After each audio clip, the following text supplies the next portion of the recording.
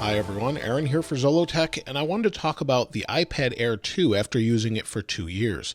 Now this came out in October, late October of 2014. It's now November of 2016, and I bought this the day it came out, and it was my daily driver iPad for over a year until the iPad Pro came out, the larger one, and this still gets used fairly regularly.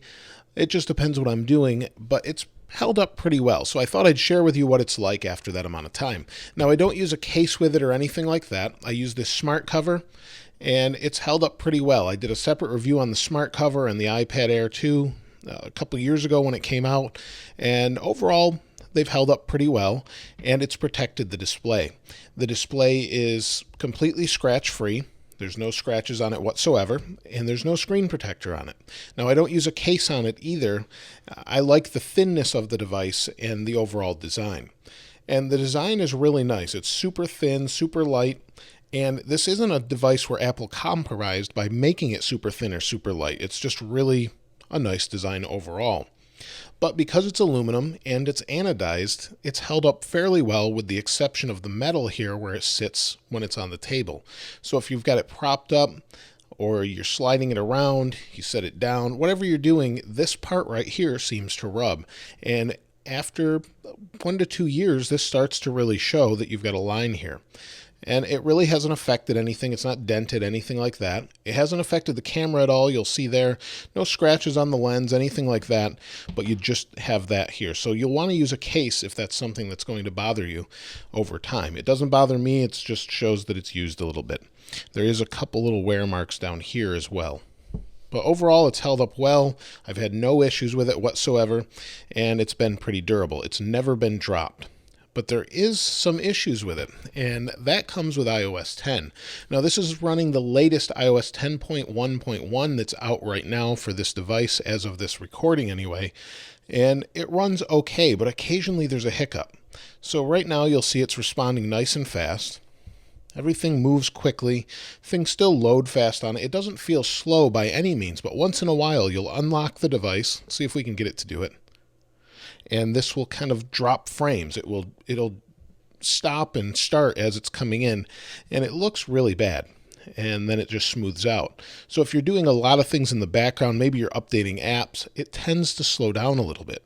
In fact, I recorded a video and then I edited it on this on the go, one of the videos I do for iOS updates, and it actually, after it compressed it, it had kind of jitter and stutters within the video. So I stopped editing on this and I used my iPad Pro for it. Now, I don't know if that was just a one-time deal. I didn't try it again, but that's something to note. Battery on it has been really great. It's lasted days without issue.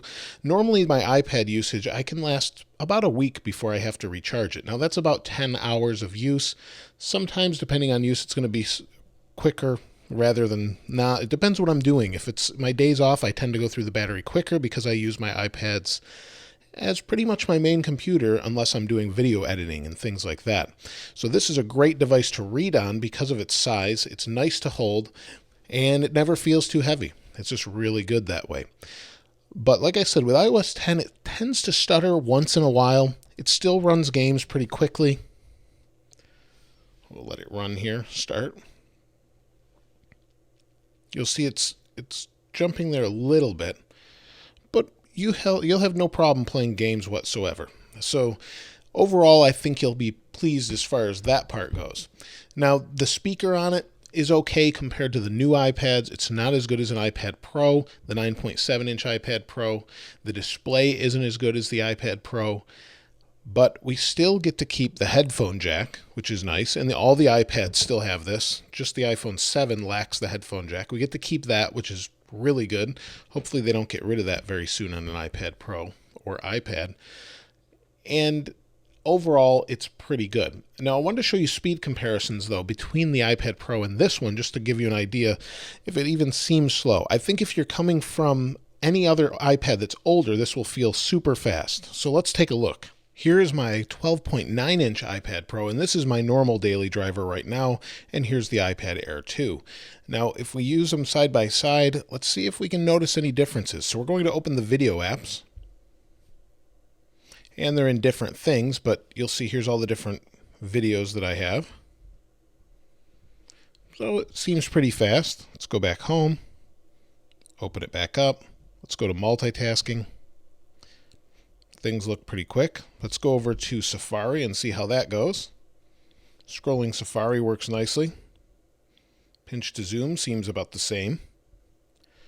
Let's load the next page here. So you'll see it loaded a little bit slower on the iPad Air 2. I don't think that's going to be an issue for most. Let's go back to the home page and see if we get the same result. I'm on the same Wi-Fi, and neither of these have cellular data, and my website apparently is really slow right now, which isn't good. There we go. So you'll see it's very comparable. I don't think you're going to have a problem when you're browsing the internet, anything like that. Let's try, maybe we'll load a game here. Let's try The Room, since I don't have this loaded on either. We'll see how quickly it loads. So you'll see there's a significant difference right there by a few seconds. I don't think many people are going to have too much of an issue with that, but let's hit continue. Now I hit it about a second later on this one. Let's see what happens here. You'll see the frame rate seems to stutter a little bit on the iPad Air 2. And maybe a little bit on this one too. But you get the idea. I think you'll be pretty pleased as far as the speed goes overall between the two of them. I think the real question that most people should ask if you're trying to look at the iPad Air 2 or a new iPad is, should you get the iPad Air 2 or should you get the iPad Pro 9.7 inch? And I think that depends on your budget. If you're someone that wants to draw with the pencil will only work on the Pro, not this iPad Air. The pencil is fairly useful if you're going to take notes and draw a lot. But if you're doing anything else, that's not a big selling point. However, the speakers on the iPad Pro are pretty phenomenal. There's 4 speakers on the Pro 9.7 and 12.9, and they just really are way, way better than what's on the iPad Air 2 because you've only got one side that's projecting sound out. Where on the Pro, you've got 4 different ones, and it changes based on how you're holding it. It's really quite good. The other thing is the display on the Pro is better as far as ambient light sensing. It looks better, and overall it's hard to explain unless you saw them side by side, but it's just a nicer display. And it's going to be a little bit faster, just like the other iPad we were just testing out is.